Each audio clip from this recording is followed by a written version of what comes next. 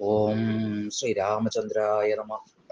എല്ലാ സജ്ജനങ്ങൾക്കും വിനീതമായ നമസ്കാരം. ഇന്ന് ശ്രീമദ് വാൽമീകി രാമായണം യുദ്ധകാന്ഡം 83-ാമത്തെ സർഗമാണ് വ്യാഖ്യാനിക്കുന്നത്. കഴിഞ്ഞ സർഗത്തില് നമ്മൾ കണ്ടു ഇന്ദ്രജിത്ത് ഒരു ഹോമമൊക്കെ നടത്തുന്നത്. ഈ സർഗത്തിൽ പറയുന്നു, രാഘവശ്ചാപിപുലം തം രാക്ഷസൗരൗകസാം ശ്രുത്വാ സംഗ്രാം നിർഘോഷം ജാമ്പവന്തമുവാചഹ. ജാമ്പവാനോട് രാഘവൻ പറയുകയുണ്ടായി, രാക്ഷസന്മാരുടെയും വാനരന്മാരുടെയും ഒക്കെ യുദ്ധഘോഷം കേട്ടുകൊണ്ട് ജാമ്പവാനോട് പറയുകയാണ്, സൗമ്യ, ഹനുമാൻ ദുഷ്കരമായിരിക്കുന്ന കർമ്മം ചെയ്തിരിക്കും. നിശ്ചയമാണ് മഹാഭീമമായിരിക്കുന്ന ആയുധ ശബ്ദം കേൾക്കുന്നു. തൽ ഗച്ഛ കുരു സാഹായം സ്വബലേനാഭിസംവൃത.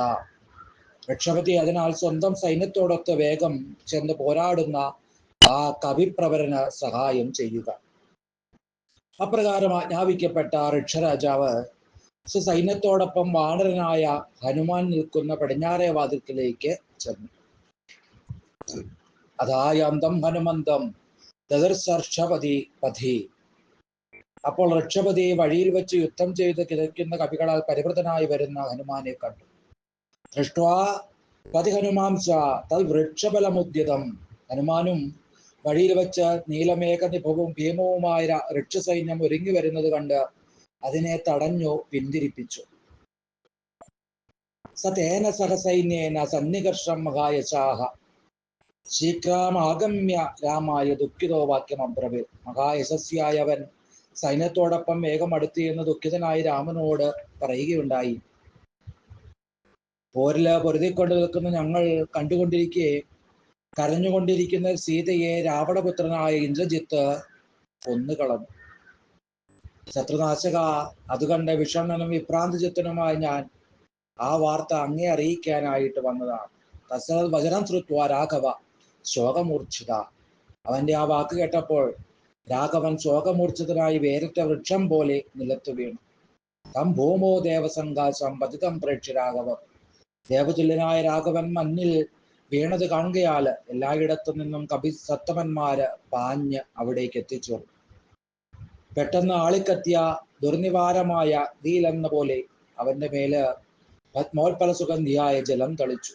തൻ ലക്ഷ്മണോത ബാഹുഭ്യാം പരിഷജ്യ സുദുഃഖിത. പിന്നെ അത്യന്ത ദുഃഖിതനായ ലക്ഷ്മണൻ കൈകൾ കൊണ്ട് കെട്ടിപ്പുണർന്ന ദുഃഖത്താല് ഉഴറുന്ന രാമനോട് യുക്തയുക്തമായിട്ട് പറയുകയുണ്ടായി, ആര്യ, സന്മാർഗസ്ഥനും ജിതേന്ദ്രിയനുമായ അങ്ങയെപ്പോലും ആപത്തിൽ നിന്ന് രക്ഷിക്കാൻ ശക്തിയില്ലാത്ത ധർമ്മം നിരർത്ഥകമാണ്. ഭൂതാനാം സ്ഥാവരാണാം ച ജംഗമാനാം ച ദർശനം. സ്ഥാവരങ്ങളും ജംഗമങ്ങളുമായ വസ്തുക്കളെല്ലാം കാണപ്പെടുന്നുണ്ട്, അതുപോലെ ധർമ്മം കാണപ്പെടുന്നില്ല. അതുകൊണ്ട് ധർമ്മവും ഇല്ലെന്നാണ് എൻ്റെ അഭിമതം. യഥൈവ സ്ഥാവരം വ്യക്തം ജംഗമം ചാവിധം നായമർത്ഥസ്തദായുക്തസ്തദ്വിധോ ന വിപദ്യതേ. സ്ഥാവരവും ജംഗമവും എപ്രകാരം വ്യക്തമായി കാണപ്പെടുന്നു അപ്രകാരം അത് വ്യക്തമാകുന്നില്ല. അതുകൊണ്ട് അല്ലെങ്കിൽ അങ്ങയെപ്പോലെ ഒരാള് ആപത്തില് പെടുമായിരുന്നില്ല. അധർമ്മം ഉണ്ടായിരുന്നെങ്കിൽ രാവണൻ നരകം പ്രാപിക്കണം. ധർമ്മിഷ്ഠനായ അങ്ങേക്ക് ആപത്തുണ്ടാകാനും പാടില്ല. അവന് വ്യസനമില്ലാതെയും അങ്ങ് വ്യസനങ്ങളിൽ പെട്ടുകൊണ്ടുമിരിക്കുന്നു.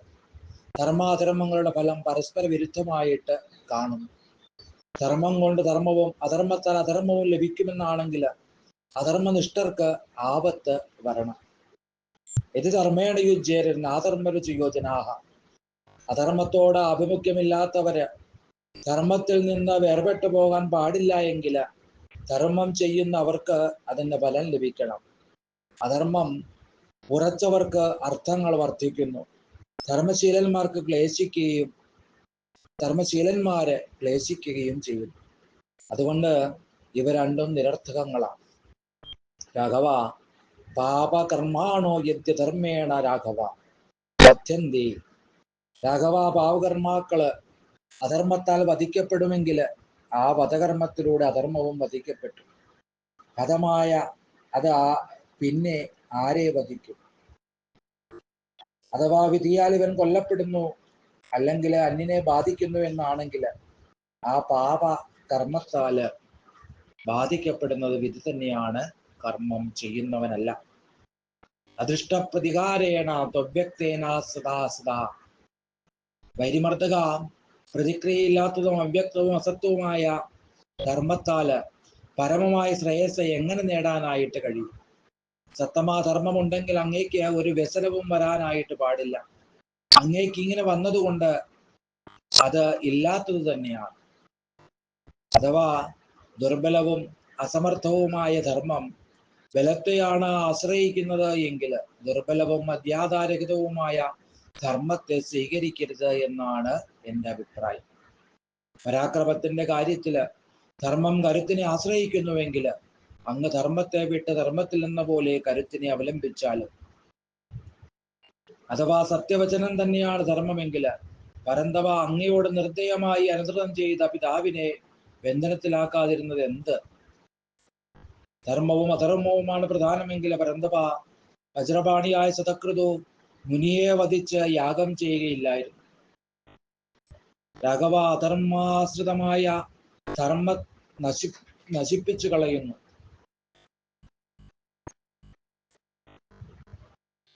കാകുൽസ്ഥ നരന്മാരെ ഇതെല്ലാം ഇഷ്ടത്തിലൊത്ത വിധം ചെയ്യുന്നു.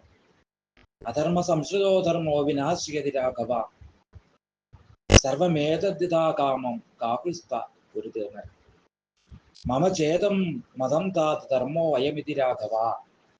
ദാദാ രാഘവ, ഇതാണ് ധർമ്മം എന്നാണ് എൻ്റെ പക്ഷം. രാജ്യത്തെ ഉപേക്ഷിച്ച് അങ്ങ് ധർമ്മത്തിന്റെ വേരറുത്തു. അങ്ങും ഇങ്ങും നിന്ന് വന്നതും വർദ്ധിച്ചതുമായ അർത്ഥത്തിൽ നിന്ന് പർവ്വതത്തിൽ നിന്ന് പുഴകളെന്ന പോലെ കർമ്മങ്ങളെയെല്ലാം പ്രവർത്തിക്കുന്നു. അർത്ഥമില്ലായകയാൽ അല്പ തേജസ്വിയായ പുരുഷന്റെ സകല കർമ്മങ്ങളും വേനൽക്കാലത്തെ തോടുകൾ പോലെ നശിച്ചു പോകുന്നു. സുഖത്തിൽ വളർന്നവൻ അർത്ഥം ത്യജിച്ച് സ്വകേച്ഛുവായി പാപം ചെയ്യാനായിട്ട് തുടങ്ങുന്നു. അതിനാൽ ദോഷവും ഉണ്ടാകുന്നു. അർത്ഥമുള്ളവന് മിത്രങ്ങളുണ്ട്, അർത്ഥമുള്ളവന് ബന്ധുക്കളുണ്ട്, അർത്ഥമുള്ളവനാണ് ലോകത്തിൽ പുരുഷൻ, അർത്ഥമുള്ളവൻ തന്നെയാണ് പണ്ഡിതൻ. യസ്യാർത്ഥാസ്തമസ്യ മിത്രാണി യസ്യാർത്ഥാസ്തമസ്യ ബാന്ധവാഹ. അർത്ഥമുള്ളവനാണ് പരാക്രമി, അർത്ഥമുള്ളവൻ തന്നെയാണ് ബുദ്ധിമാൻ, അർത്ഥമുള്ളവനാണ് മഹാഭാഗ്യവാൻ, അർത്ഥമുള്ളവൻ മഹാഗുണവാൻ. അർത്ഥം ധരിച്ചാലുള്ള ഈ ദോഷങ്ങള് ഞാൻ പറഞ്ഞു വീര. അങ്ങ് നാട് പിടിഞ്ഞപ്പോൾ ഇതൊന്നും ആലോചിച്ചില്ല. ധർമ്മവും കാമവും നേടുന്നതിനർത്ഥം സ്വാധീനമായുള്ളവന് സർവവും അനുകൂലമാണ്. അർത്ഥം കൊതിക്കുന്ന നിർധനനും അർത്ഥം തേടിയാല് കിട്ടുകയില്ല. ഹർഷ കാമസ്യ ദർഭസ്യ ധർമ്മ ക്രോധ ശമോദമ.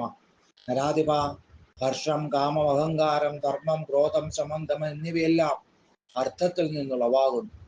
ധർമ്മം അനുഷ്ഠിക്കുന്നവർക്ക് യാതൊന്ന് കാരണം ലോകസുഖം നശിക്കുന്നുവോ ആ അർത്ഥം ദുർദിനത്തിലെ ഗ്രഹങ്ങളെ എന്ന പോലെ അങ്ങയില് കാണുന്നില്ല. വീര, അങ്ങ് അച്ഛന്റെ വ്യസനത്തോടൊപ്പം നിൽക്കുകയും നാടുവിടുകയും ചെയ്തപ്പോൾ അങ്ങയുടെ പ്രാണാതിപ്രിയായ പത്നിയെ രാക്ഷസൻ അപഹരിച്ചു. ആകയാൽ ഇന്ദ്രജിത്ത് ഇപ്പോൾ വരുത്തിവെച്ച വിപുലമായ വ്യസനത്തെ ഞാൻ സ്വകർമ്മം കൊണ്ട് തീർത്തുകൊള്ളാം. രാഘവ, അതുകൊണ്ട് അങ്ങ് എഴുന്നേൽക്കുക.